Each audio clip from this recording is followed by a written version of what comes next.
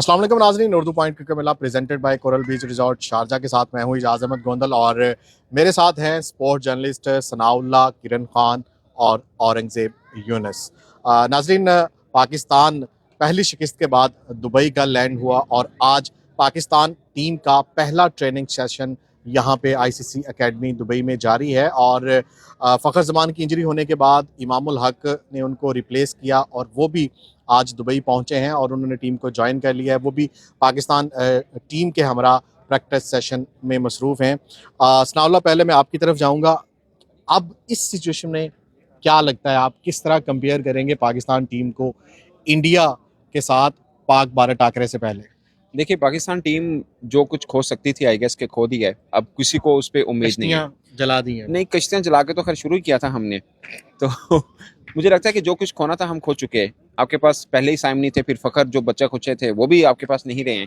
But ऐसी situation में team के पास एक ही ऑप्शन रहती है, फाइट बैक की, और वही पाकिस्तान के पास है। और हमेशा हमने देखा ऐसी सिचुएशन से पाकिस्तान उठता जरूर है, ये हमने देखा। आप देखिए, आपने ऑस्ट्रेलिया में वर्ल्ड कप 2022 आप भी थे, जेब साहब भी थे, वहां पाकिस्तान जिम्बाब्वे से भी हारा था। और मेरा ख्याल है अब से तो बहुत ही बुरी सिचुएशन थी पाकिस्तान की, और फिर हमने उसी वर्ल्ड कप का फाइनल खेला था। आप सोचिए, एक लम्हे के लिए, जो मैं कह रहा हूँ प्रैक्टिकली बहुत मुश्किल है, बट आप सोचिए अगर आप इंडिया को हरा देते हैं तो मैं आपको लिख के देने को तैयार हूँ आईसीसी अकेडमी के सामने कि पाकिस्तान चैंपियंस ट्रॉफी का फाइनल खेलेगा फिर सीधा।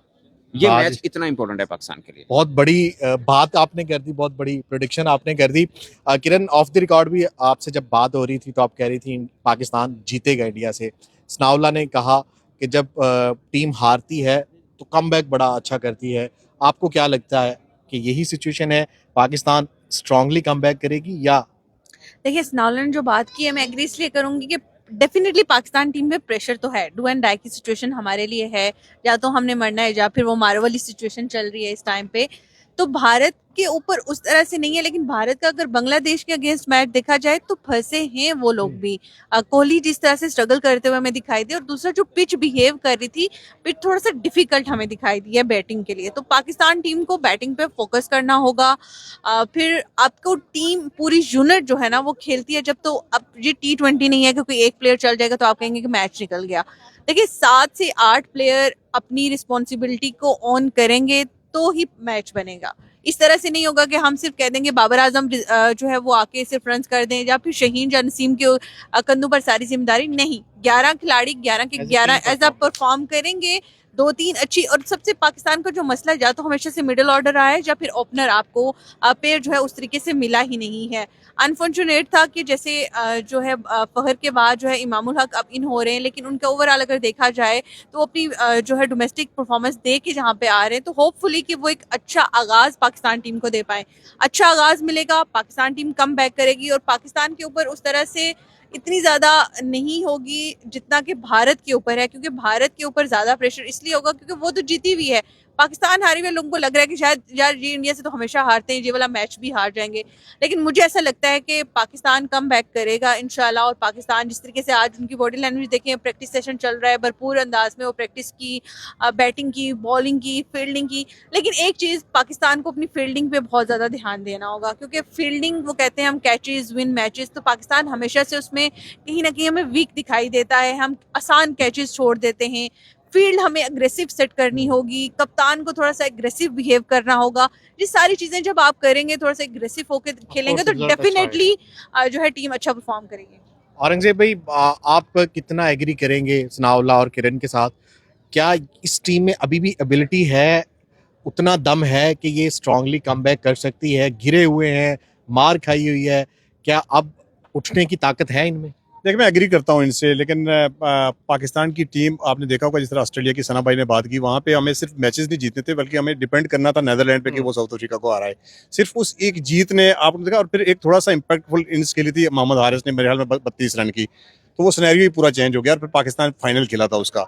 अब इसी तरह अगर पाकिस्तान ये मैच, उसमें भी फखर जमान इंजर्ड हुए थे तो हारिस रऊफ उनकी जगह पर खेले थे, मोहम्मद अब फखर की जगह पे इमाम खेल रहे हैं। और ये क्रेडिट मैं आपको देता हूं कि आपने एक दिन पहले ही वो प्रैक्टिस की में बता दिया था यार कि नई बॉल के साथ आज प्रैक्टिस हारिस करें, मुझे लगता है कल खेलते हैं। हालांकि वो टेक्निकल कमेटी ने उस वक्त अप्रूवल नहीं दी थी और शाम को वो अप्रूवल आई और सारा कुछ हो गया था। पर अब बात करने की ये है कि अब इमामुल हक यहाँ पे आए हैं तो डेफिनेटली इमामुल हक थोड़े फॉर्म में भी है। एक सेंचुरी स्कोर उन्होंने की, एक 98 उन्होंने की है, अल्लाह करे कि पाकिस्तान के लिए बेहतर है। और इससे फखर जमान से जो इंजर्ड हुए हैं, ये बाबर आजम पे बहुत ज़्यादा जिम्मेदारी है, क्योंकि बाबर आजम रन्स नहीं कर रहे हैं, और जब जब बाबर आजम रन्स नहीं करते तो फिर पूरी टीम पे प्रेशर आता है। तो मुझे लगता है कि बाबर आजम का बड़ा की रोल होगा। एक तो उन्होंने इनिंग्स को एंकर करना है, और फिर पीछे जो सऊद शकील है। एक अच्छी चीज़ ये है कि सुनने में आया, पता नहीं कि पाकिस्तानी टीम को बहुत ज़्यादा चेंजेस नहीं हो रही पाकिस्तान टीम में। एक शायद फ़खर जमान आ जाएं, सॉरी इमामुल हक आ जाएं फ़खर जमान की जगह पे, तो वो जो टीम ने जो भरोसा है वो टीम पे रखा है।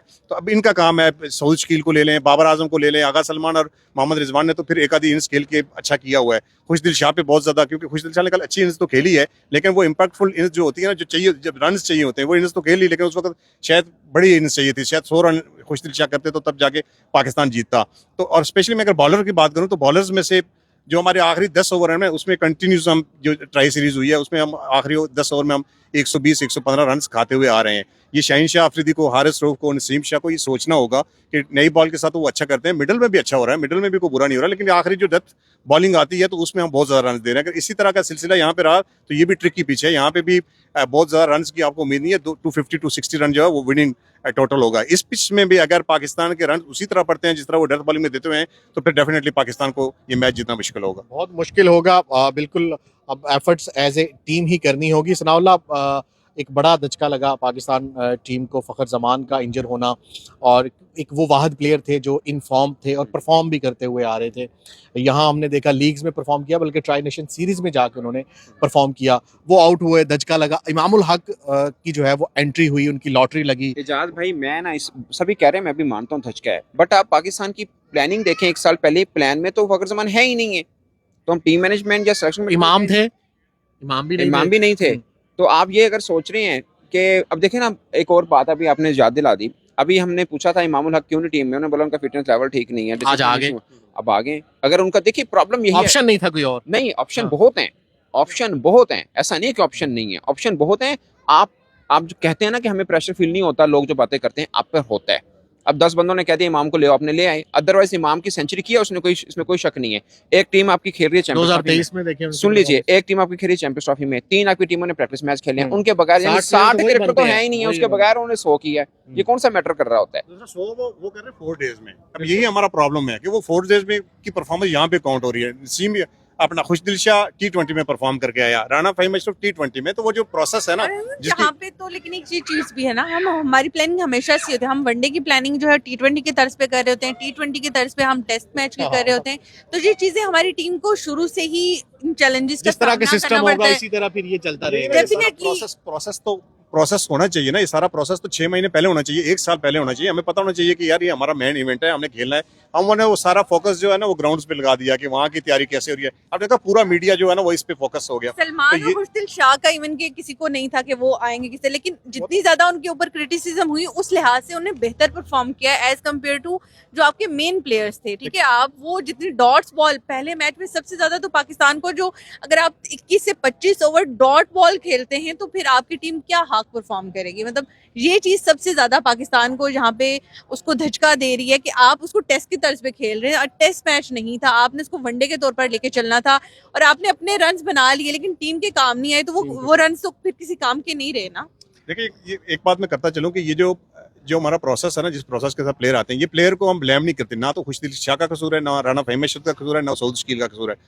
इसलिए कि अब सऊद शकील को खिला रहे हैं ओपनर, उसने कभी जो आपका डोमेस्टिक होता है कभी उसमें भी उसने ओपन नहीं किया। तो एकदम से ना तो उसको पता मैंने वन डाउन खेलना, ना उसको पता ओपन करना है। इसी तरह ना खुशदिल को पता है।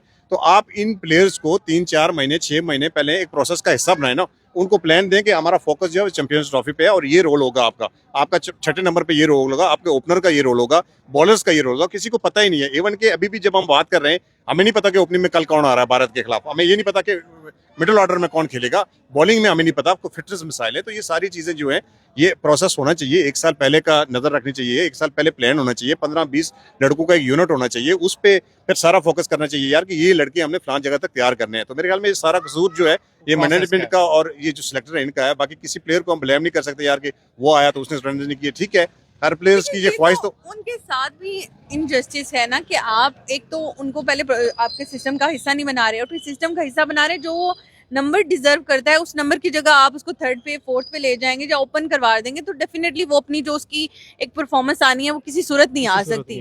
बिल्कुल सही कह रही हैं आप। आखिरी क्वेश्चन सनाउल्लाह, आपने पाकिस्तान टीम का ट्रेनिंग सेशन जारी है, पहले उन्होंने वार्म अप किया, अब बॉलिंग बैटिंग की भी प्रैक्टिस जारी है, फील्डिंग। आपको प्लेयर्स की बॉडी लैंग्वेज कैसी लगी? एक इतनी बड़ी डिफीट के बाद वो यहाँ पहुंचे हैं। हमने देखा कि नेशनल स्टेडियम कराची में भी न्यूजीलैंड के अगेंस्ट बीच में एक वक्त ऐसा आया था कि प्लेयर्स की बॉडी लैंग्वेज गिर गई थी बड़ी। मुझे एक दो इंडियन सीनियर जर्नलिस्ट हैं, उन्होंने मुझसे पूछा, कहते पाकिस्तान की बॉडी लैंग्वेज थोड़ी गिरी लग रही है। मैंने बोला कि पाकिस्तान, आप कभी पाकिस्तानी इन दिल छोड़ जाते हैं क्या? नहीं, इस टीम की मैं बात कर रहा हूँ, ये ज़ेब साहब एग्री करेंगे।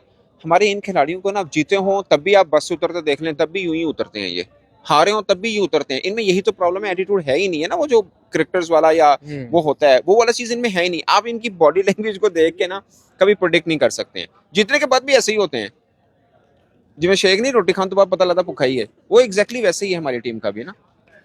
फील नहीं होता कि आप जीत के आ रही है, हार के आ रही है, बॉडी लैंग्वेज आपको पता नहीं चलेगा। अच्छा, इमामुल हक के आने से कुछ फर्क पड़ेगा क्या? वो बेहतर रिप्लेसमेंट थी या उस तरह का इंटेंट शो कर पाएंगे फखर जमान देखिए, की आप तरह? इमाम के साथ खेलेंगे, इमाम के साथ खेलेंगे बाबर आजम, दोनों का पहले ही मसला यही था, पहले ही इशू ये था। बट अब टीम मैनेजमेंट के ऊपर दबाव इतना आ चुका हुआ है। करेंगे इमामुल हक? नहीं, इमाम ही खेलेंगे, चेंज तो है नहीं, ही नहीं ना। स्ट्रेटजी चेंज करेंगे इमामुल हक कैसे ऑल ऑफ सडन चेंज कर देंगे? और इंडिया के खिलाफ मैच है, उनके ऊपर दबाव इस चीज का होगा कि इंडिया के खिलाफ मैच में खेल रहे हैं वो।